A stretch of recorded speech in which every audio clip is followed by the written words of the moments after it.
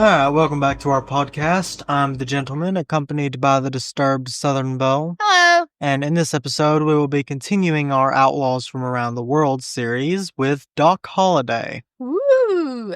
also known by his real name as John Henry Holliday. Mm-hmm. He was born on November 8th of 1887, but he was most famously known as Doc Holliday, as Right. said. As for his early life, he was born in Griffin, Georgia, to Henry Burroughs Holliday and Alice Jane Holliday. Mm. He came from English and Scottish descent. His father fought in both the Mexican-American War and the American Civil War. Wow. In 1852, Doc was baptized at the First Presbyterian Church of Griffin in 1852. Mm. Sometime in 1864, the family moved to Wildest, Georgia. While the family lived there, his father was elected mayor, while his mother would later pass away to tuberculosis complications on September 16th of 1866. Which is ironic because that's what he died of. That's kind of weird. So, 3 months after the death of his mother, his father remarried a woman named Rachel Martin. Doc also attended the Valdosta Institute during this time, where he received education in various subjects, including grammar, math, history, and languages. The main language that he studied was Latin, but he also learned a bit of French and ancient Greek. Good grief. That is Greek and all that. That would be some difficult ones to learn. Yeah, I've heard that they're really tough to learn, honestly. The ancient ones, yeah. Well, specifically Greek. I've heard that Latin isn't too hard, relatively. It's not terrible. I mean, I know a bit of Latin. It's not terrible, but it's tougher for us because, the words are different, things like that. But yeah.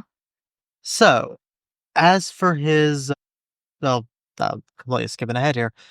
So at the beginning of 1870, Doc, who is now 19 years old, decided to set out for Philadelphia. Mm-hmm. On March 1st of 1872, he received his Doctor of Dental Surgery degree from the Pennsylvania College of Dental Surgery, which is not part of the University of Philadelphia School of Dental Medicine. So, actually a pretty big school now then, right? So, yeah. So he graduated just 5 months before his 21st birthday, so the school held his degree until he reached the age of 21, which was the minimum age to practice. That's kind of cool. So he's smart then. Definitely had to be somewhat smart. I mean, I know dentistry and things like that wouldn't be as complicated as it is today, but still, there would be some, knowledge have to be had. You know what I'm saying? Absolutely. So he has to be somewhat smart. So moving on to his adult years. He moved to St. Louis, Missouri to take a job as an assistant for a former classmate. However, just 4 months later, he moved again to Atlanta, Georgia, so that he could join a dental practice established there. There were numerous reports and rumors during this time that he was involved in a shooting. According to accounts of the incident, Holliday, who was 22 at the time, went with some friends to a local swimming hole, which was located on land owned by Holliday's uncle. Mm-hmm. However, upon their arrival at the swimming pool, they spotted something rather unexpected. They found the area was occupied by a group of black U.S. Army soldiers who were in the area as a part of the South's occupying forces. Right. So later accounts given by Susan McKee Thomas, who was Holliday's cousin and his uncle's daughter, state they rode in and they were swimming in the part of the river that Doc and his friends had cleared to be used as a swimming hole. The presence of the soldiers in their swimming hole enraged Doc, and he drew his pistol, shooting over their heads to scare them off. However, there was never any credible proof of this incident taking place, or at the very least, not happening in the way that it was described. Right. So, moving on from that, his diagnosis. So a short time after Holliday began working at the dental practice, he was diagnosed with tuberculosis. At the time of the diagnosis, he was only given a few months to live. However, he was told that if he moved to a drier and warmer climate, he might be able to slow the deterioration of his health. Right. Holliday had then briefly taken over the practice for another dentist, Arthur C. Ford, while Ford was attending varying dental meetings. So, after Ford returned, Holliday then left for Dallas, Texas, the last big city before the uncivilized western frontier, as it was called. I love it. So, as for his move to Dallas, after arriving, he wasted very little time in establishing a name for himself in dentistry. He, along with a friend of his father's with whom he had partnered with, Dr. John H. Seeger, won awards for their work in dentistry at the annual fair of the North American Agricultural, Mechanical, and Bloodstock Association. While competing, they received 3 awards, which were awards for Best Set of Teeth in Gold, Best Set of Artificial Teeth and Dental Wear, and Best in Vulcanized Rubber, which, for those who don't know, vulcanized rubber is essentially hardening rubber that was used in various things. Right, they can make it hard. Yeah. Right. Well, that's kind of cool. I mean, it's kind of neat, too, to even think that used to be something that you could even get, at a fair. Dentistry, that's kind of cool, just because. It's very weird to think about. It is. It's just odd. It would be kind of neat to see that kind of stuff, though. If you could go back in time, that would have been cool to see. Yeah, absolutely. Just because of how weird it is. So out there it is for, today's standards. Yeah. So the 2 men established a practice that was located on Elm Street between Market and Austin Streets. Right. However, they later dissolved the practice on March 2nd of 1874. After this, Holliday opened his own practice, which was located on the corner of Main and Lamar Streets. Sadly, due to having coughing fits at inappropriate times while treating patients, it eventually led to the quick decline of his practice. Well, he'd been coughing while he was digging around papers. Yeah. So during this time, Holliday found that he had some gambling skills and quickly went to make this his main source of income, because of course he did. There you go. He, along with 12 others, was indicted in Dallas for illegal gambling on May 12th of 1874, for which he was later forced to pay a fine. He was later arrested in January of the following year after being involved in a shootout with a saloon keeper by the name of Charles Alston. Though thankfully there were no reported injuries during the incident, he then moved his practice to Denison, Texas. So he's moving around Texas now. Yeah. What? So next, Holliday eventually started relying more and more on his gambling skills, heading out towards Denver, Colorado, and along the way he followed the stage route, stopping at gambling towns and army posts along the way to gain money. Well, smart. Yeah. So sometime in the summer of 1875, he finally settled in Denver. He then assumed the name Tom McKee, and he then gained employment as a faro dealer. Faro being the French gambling French gambling game that uses cards. The game involves a banker and several players. Winning or losing is determined when cards turned up by the banker match those already exposed on the table. I've seen it and I've heard of it. I kind of got a rough idea what it is, but yeah. Okay. So I think it was pretty popular though back in those days. I think so too. I've heard about it a lot, honestly. Enough to make you kind of want to play it. Yeah, just to make you want to see what it is. Right. So during this time, he got into an argument with Bud Ryan, who was known as being a tough individual. Knives were drawn by both men and a fight ensued. The aftermath left Ryan seriously wounded. So soon after, Holliday heard about the discovery of gold in Wyoming, which I guess you can imagine where this is going. This led him to head to Cheyenne, Wyoming, where he again found work as a dealer at a local saloon. The saloon, known as the Bella Union Saloon, was owned by a man named Thomas Miller. Later in the fall of 1876, Miller moved the saloon to Deadwood, South Dakota, which was the site of the gold rush in that area. Deadwood, yep.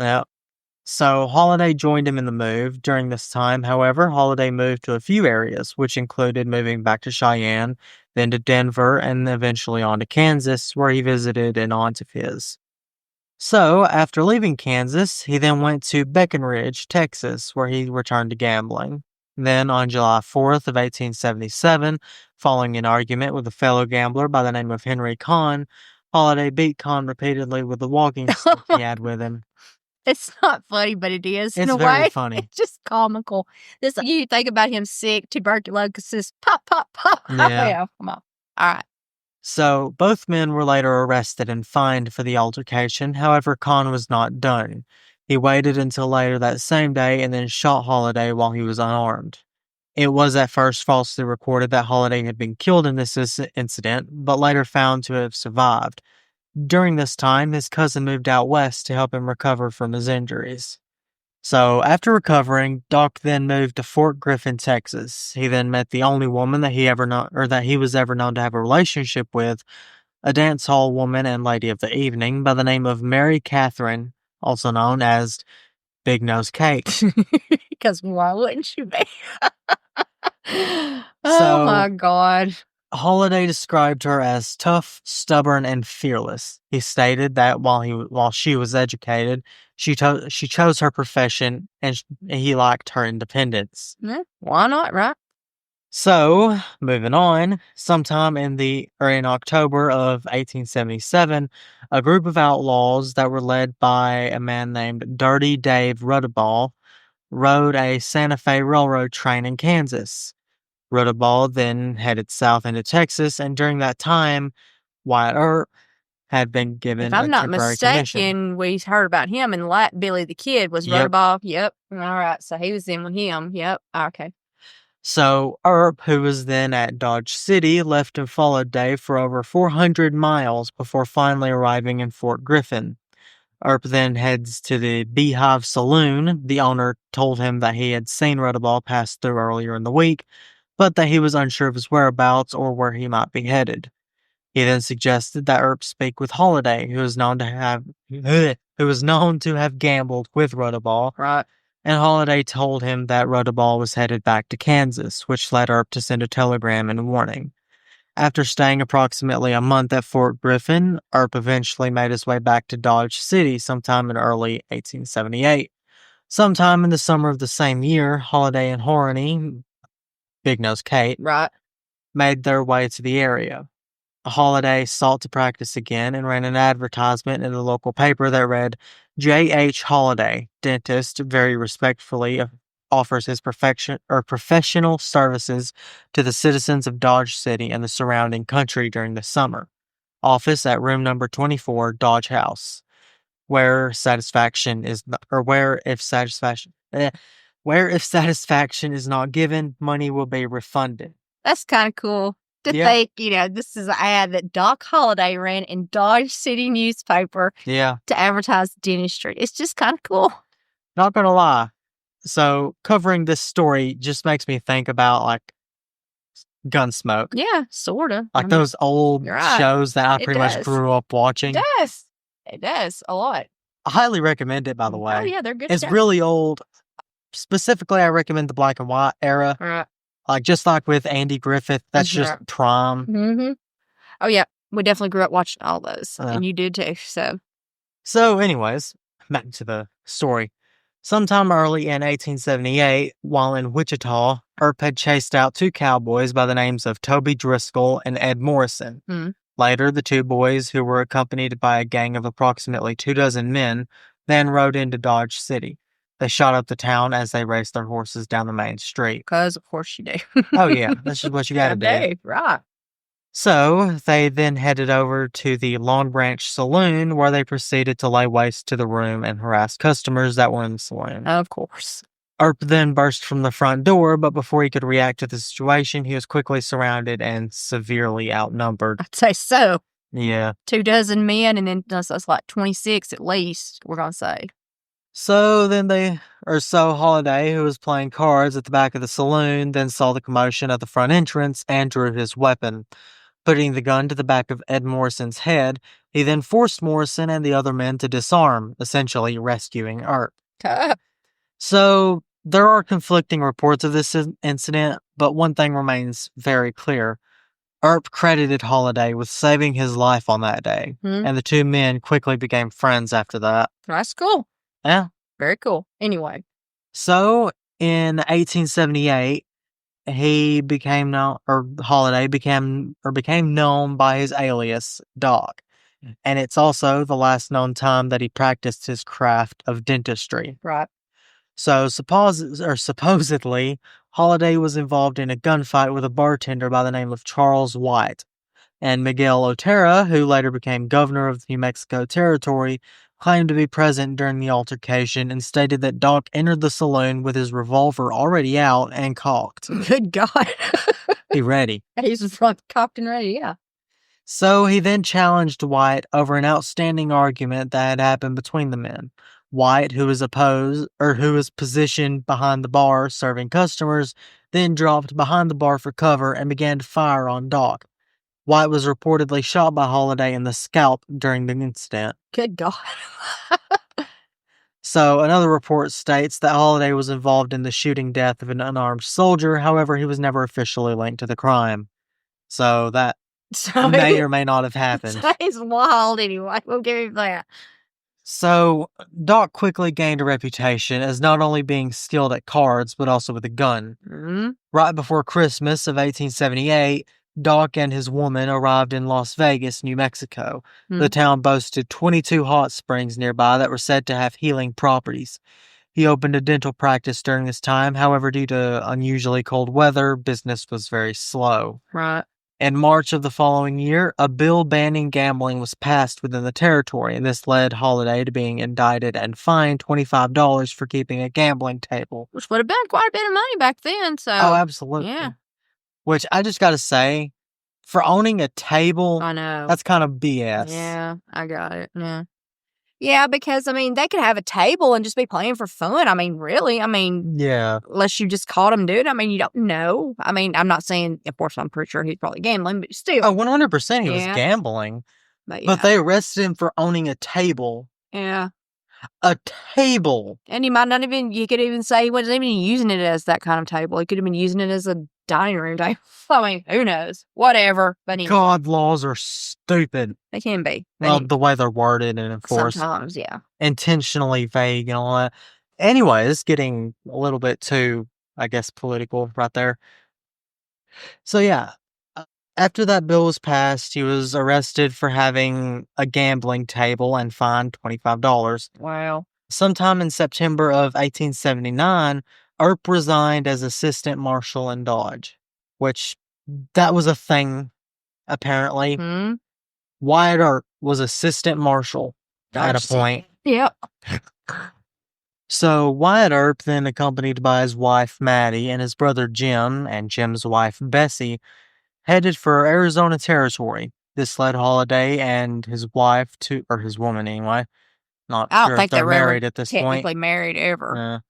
So this led to him and his woman returning to Las Vegas, where they again linked up with the Earps.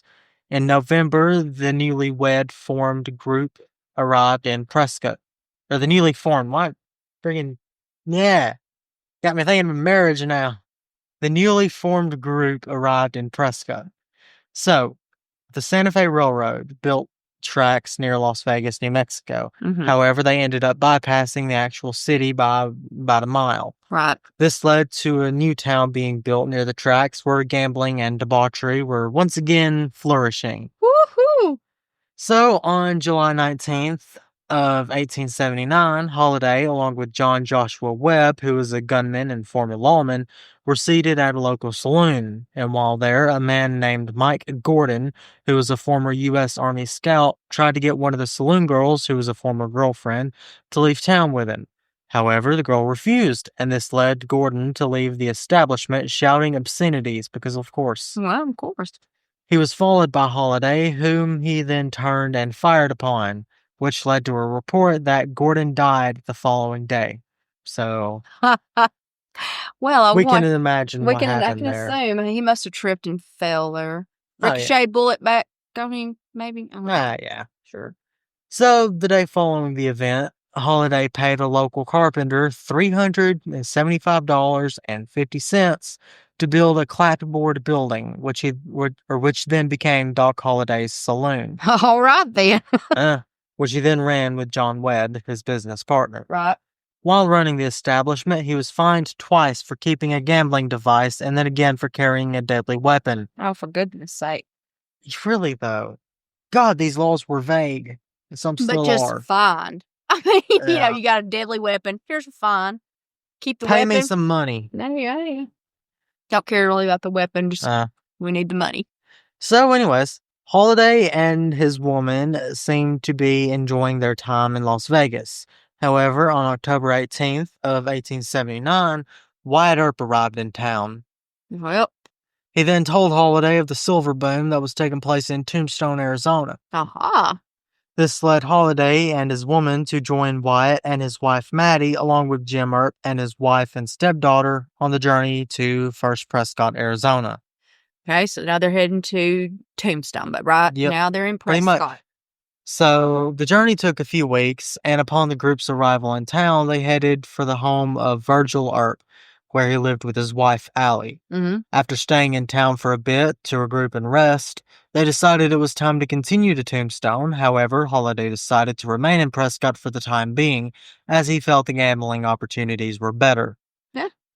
All right, then. So, sometime in the early 1880, Holliday and Horney, his woman, decided to separate. This led Holliday to return to Las Vegas to handle some business and legal matters. He then finally joined the Earps in Tombstone sometime in September of 1880. Some reports say that Holliday was sent for by the Earps as they required his assistance in dealing with a group of outlaws. However, that account could be inaccurate. So, during the time that Holliday and Horney's during the time of their relationship, they were known for having many fights. During a very nasty and alcohol-driven argument between the two, Holliday actually kicked her out. So this allowed two men, John Bayham, who was also the county sheriff, and Milt Joyce, to take advantage of the situation. Behan and Joyce were both members of the 10% ring, who were said to have stolen roughly 10% of the local taxes. Good God. That's a lot of money. That is. So, seeing Horney alone and already intoxicated, they gave her more alcohol and then suggested a way in which she could get back at Holliday. Their suggestion was simple. All she had to do was sign an affidavit that implicated Holliday in an attempted robbery and murder of passengers who were aboard a stagecoach. Oh, that does sound simple. Horney then complied and signed the affidavit. So, a local man named Bob Paul was working as the Wells Fargo shotgun messenger, which was essentially an armed guard for the stagecoach who rode shotgun, or the passenger.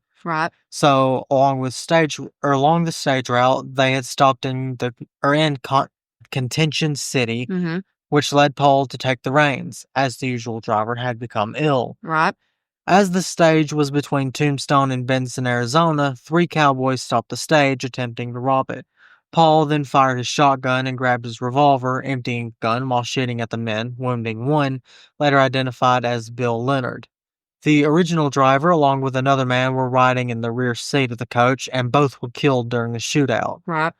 So Holliday was a known friend of Leonard, the outlaw wounded during the gunfire. This led to rumors flying that he was involved, and then led to the plan to get evidence to prove it. So an arrest warrant was then issued for Holliday, later the same day as the argument with Horney.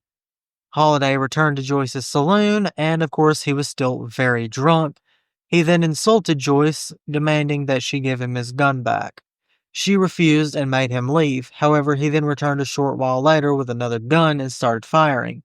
Joyce then tried to pull out his own gun. However, Holliday shot the gun from his hand, putting a bullet through the palm of his hand. Oh, God. That is some of the most badass crap I've ever heard someone do. It is kind of cool because you see it on movies and stuff. That's some Red Dead Redemption crap. To hear it happening, you're right. It's video game kind of level stuff, but cool. Oh, my gosh. And he's drunk, by the way. Yeah, I know. I gotta point that out. He's drunk and he's drunk and he's dying of tuberculosis, which has got to be impacting him as well, weakening him. Oh, my gosh. But yes. Anyways. Joyce's bartender then tried to come to his aid, which led to him being shot in the toe. During the chaos, Joyce was able to get his gun and then used it to hit Holliday, knocking him out. Holliday later pleaded guilty to assault and receiving a fine. Oh my God. Apparently everything is just worth a fine. Get a fine. I know. Just give us money. We don't care about you. Yes, we don't care what you do. In fact, commit more crimes. There you go, so we can get more money from you. Sounds like it. I mean, it's not funny, but that is literally what it sounds like. Oh my gosh. But anyway. Sadly, it doesn't seem too different today. True. So anyways, The Earps were then able to find witnesses that stated that Holliday had not been present at the time of the robbery, and Horney, now seeing things in a sober light, confessed that she had been coerced into signing the document that she didn't even understand. She probably didn't. They probably just gave her something. She was incredibly She was drunk. already really drunk, and then they gave her even more. So she was probably blackout drunk and just signed whatever they put in front of her. Yeah. Or they might have just gave her a blank piece of paper and just filled it in. You know what I'm saying? Who knows? Yeah. So anyways, this led to the charges being dropped and labeled as ridiculous, which fair. Right, they were in this case. Holliday then gave Horney some money and put her on a stagecoach out of town. So, moving on, Virgil Earp, who is both a U.S. Marshal and Tombstone's police chief, was currently tasked with enforcing a city ordinance that stated that after arriving in town, you were to deposit your weapon at a saloon or stable, then collect them again as you were leaving town. Right, you weren't supposed to have them while you were in town to keep violence, which makes sense. Keep violence down. Unfortunately, it didn't work. Because a lot of it was probably like saloon shoots, people getting drunk and not thinking right. So it's smart. So a particular group of cowboys simply refused to follow this rule, which led to numerous confrontations with Earp. The men had repeatedly threatened the Earps and Holliday, and this led Virgil, who feared that the situation was about to become hostile, to deputize Holliday and ask for help from his brothers Wyatt and Morgan. Okay. On October 26th of 1881, Virgil retrieved a double-barrel shotgun, also known as a coach gun, from the nearby Wells Fargo office, and the group of men headed out to look for the cowboys. Upon getting to Fremont Street, the men came upon Cochise County Sheriff Behan. Again, right? Behan, whatever. Right. Who then implied that he had been able to disarm the outlaws so to avoid causing any alarm to nearby citizens, and hoping to lessen the tension of the situation, Earp gave the coach gun to Holliday because he could hide it under his long duster coat. Right. Holliday then gave Virgil his walking stick. So he's using this more sort of like a walking stick. Right. Yeah. Gotcha.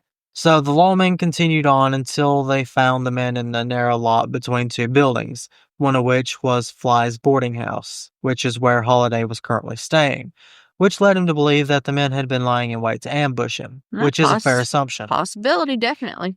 So there were conflicting reports as to the actions Holliday took. Some say he pulled a nickel-plated pistol while he first pulled a nickel-plated pistol, while others say he first pulled a longer bronze-colored gun, likely the coach gun. But what he fired first is not really important. Right. Holliday shot and killed Tom McLaury with a shotgun blast to the side of his chest. Holliday was then grazed by a bullet, which was reportedly shot by Frank McLaury, who, before shooting, was said to have yelled to Holliday, "I've got you," which Holliday replied, "Blaze away, you're a daisy if you have." Blaze away, I love it. I love it. He just does not care, does he? So, Frank McLaury later died from shots to both his stomach and behind his ear. After a 30-day-long preliminary hearing, the Earps and Holliday were found as having acted justly in their duties as lawmen, which is fair. Probably. So, moving on, tensions in Tombstone only grew worse after the shootout, which led to Virgil Earp being ambushed and permanently injured in December of 1881. Morgan Earp was then killed on March 19th of 1882. This led Wyatt Earp, who is also a U.S. Marshal, to again deputize Holliday, Warren Earp, Sherman McMaster, and Jack Turkey Creek Johnson. Turkey Creek, you gotta love it. So Wyatt and his deputies were guarding Virgil and his wife on their way to board a train headed for Colton, California. The group of lawmen spotted two men named Frank Stillwell and Ike Clanton hiding among the railroad cars. Right. They believed they were lying in wait, hoping to ambush Virgil, and Stillwell's body was later found at dawn lying alongside the tracks. Wyatt stated later in his life that he had killed him with the shotgun. Right. So the discovery of the body led Tucson Justice of the Peace, Charles Mayer, to issue warrants for the men. Right. The group returned briefly to Tombstone on March 21st. Then a posse that included Wyatt, Warren, Holliday, McMaster, and Turkey Creek headed out in the direction of a woodcutting camp. So, Theodore Judah, who was present when they entered the camp, states that they arrived around 11 a.m. and asked the whereabouts of Florentino, Indian Charlie, Cruz. Okay. They were told Cruz was just over the ridge cutting wood, and they headed in the direction indicated a short while later, and several shots rang out, and Cruz did not return from work the following day. So he tripped and fell. I guess. So, okay. Well, I guess if he was wanted, I mean, I don't know what he was wanted for, so there you go. I mean, he could have been a murderer for all we know. Don't really matter. Exactly. I mean, it's in the past, and he's dead. Exactly. I mean, it didn't change anything, but still. Does kind of make you wonder. Just out of curiosity. Just like just went over and immediately gunned him down, it sounds like. Okay. Anyways, so moving on from that, moving on to the gunfight at Iron Springs. Right. So the Earp posse then headed to Iron Springs, which is located in the Whetstone Mountains, which is a mountain range that is located in Cochise County, in southeastern Arizona. Right. They were supposed to be met by Charlie Smith, who was supposed to be bringing the group $1,000 in cash, which had been contributed by those that still supported their efforts. Right. Holliday and Wyatt were in the lead as the posse rode up over a small rise that overlooked the springs. However, they happened upon something unexpected. There was a small cowboy camp of 8 men camped near the springs. Right. Earp and Holliday gave the only account of what happened. Curly Bill, one of the cowboys, immediately recognized Earp and grabbed a shotgun and started firing. This led the other cowboys to all grab their guns and join into the battle. Right. Earp then dismounted with his shotgun still in his hand. A nearby horse was shot during the chaos that then fell on Earp, pinning his leg and also wedging his rifle underneath it. With no cover, Holliday and Johnson and McMaster retreated. Earp began to return fire on Bill with his own shotgun, which led to him being able to shoot the other man in the chest, nearly cutting him in half. Good God. So the cowboys fired a hell of gunfire. However, the only casualty on the posse side was the horse mentioned earlier, which is sad. Well, it is, definitely, but it's also kind of astounding. It is, very much so. I mean. So Earp was then able to begin firing with his pistol, which allowed him to shoot 2 more men, one in the arm and the other in the chest, while trying to retrieve the rifle that had been pinned under the horse. The horse's owner, Vermillion, exposed himself to the gunfire, and Holliday was able to help him get back to cover. Right. So after all was said and done, Wyatt's long coat was shot through by bullets on both sides. He had another bullet stuck in the heel of his boot, and his saddle horn was shot. However, he was still able to remount, and the posse got away. Goodness gracious. That's crazy. I mean, it is. So after all this went down, Holliday, along with 4 other members of the posse, were still facing warrants for murder. Right. This led the group to leave the area, eventually ending up in Colorado. While there, Wyatt and Doc had an argument that led to them parting ways. According to accounts of the argument, it is stated that Holliday and Earp were eating at a restaurant when Holliday was heard saying something about Earp becoming a damn Jew boy. Okay. This led to Earp becoming enraged and then quickly leaving. So this is thought to be linked to the relationship between Earp and a Jewish woman named Josephine Marcus. Holliday and Dan Tipton then led and went to Pueblo, Colorado.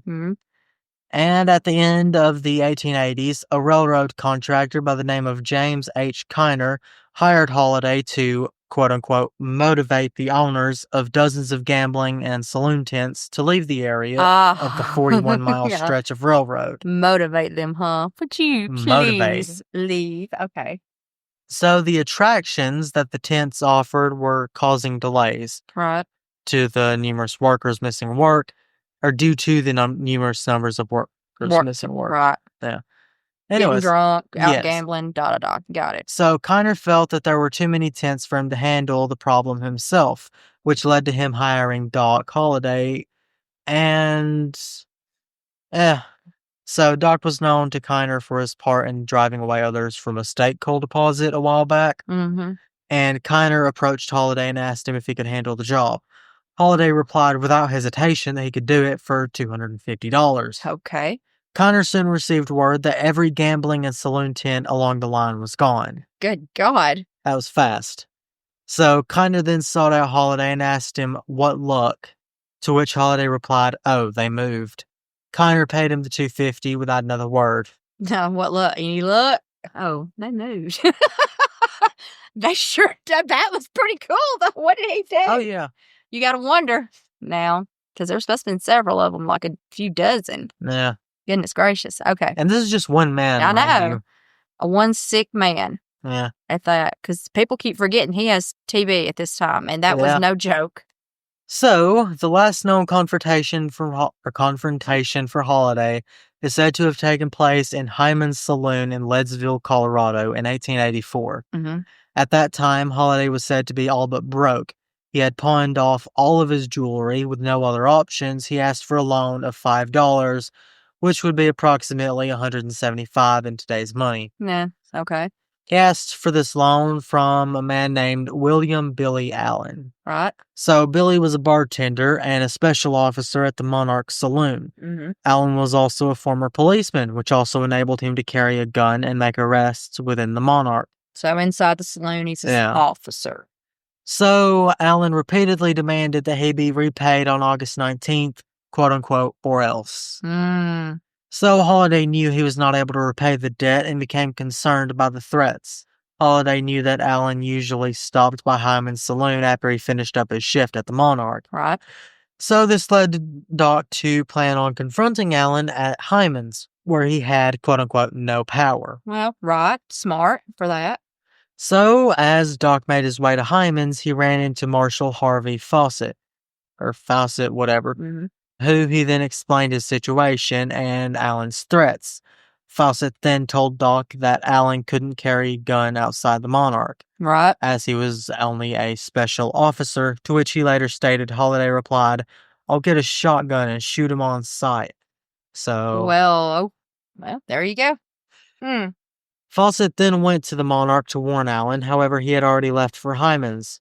As Allen left the Monarch, he was warned by a customer who told him to avoid hunting up Holliday just now, but Allen stated that there would be no trouble and then walked out with a careless air. Well, all right then.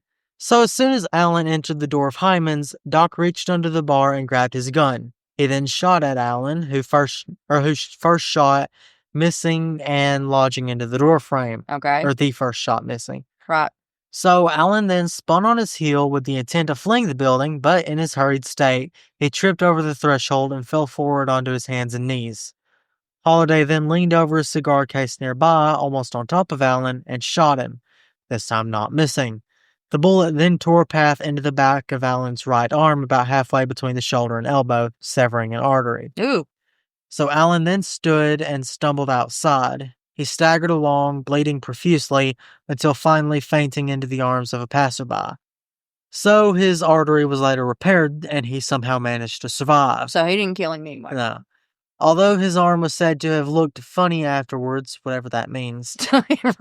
Holliday was arrested and put on trial, during which the credo, "no duty to retreat," was used, which is essentially a belief that was enacted by law in several states that says a man who is without blame for provoking confrontation was not obliged to flee from his assailant, but was free to stand his ground regardless of consequences. Right, stand your ground sort of thing. That's basically saying if somebody's coming at you, you didn't do anything to them, you have the right to defend yourself, is what it's saying. Which makes completely sense, fair. You know, in the right circumstances. Now, granted, it can be abused. Oh, absolutely. And it has been. But in the right circumstances, I do believe you should have the right to defend yourself. No one should be able to just come in and take your things or attack you. That shouldn't be a thing. So, moving on, Holliday was acquitted on March 28th of 1885 of this charge. Mm-hmm. So, as his health continued to decline, he relied more and more on alcohol and laudanum, which is essentially an opium powder. Right. Due to that, his skills as a gambler greatly deteriorated. I can imagine, yes. So, in 1887, in very poor health, Holliday went to Hotel Glenwood, which was located near the hot springs in Glenwood Springs, Colorado. Right. However, the effects of the springs seemed to do more harm than good. As he lay on dying, he asked the nurse that was attending to him for a shot of whiskey. However, she refused his request. He then looked down at his naked feet and smiled. His last words were said to be, "This is funny," which is thought to be in reference to his earlier life statements in which he always thought he'd be killed by somebody and still be wearing his boots. Holliday died from tuberculosis on November 8th of 1887 at 10 a.m. He was 36 years old and was buried in Linwood Cemetery, or so it was said. However, the exact location of his grave isn't exactly known. Right.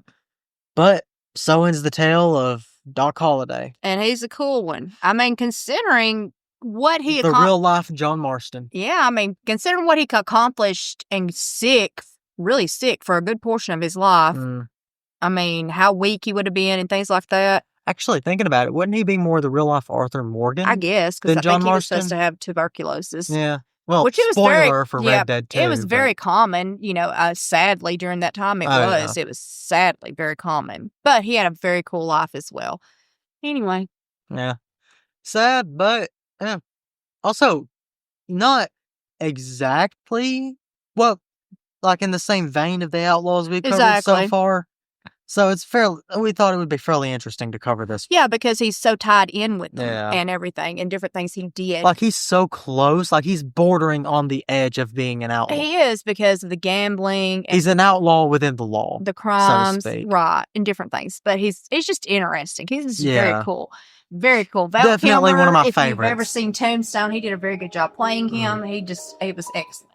Anyway, we hope you enjoyed this segment. Don't forget to like, follow, and subscribe. And don't forget to stay disturbed.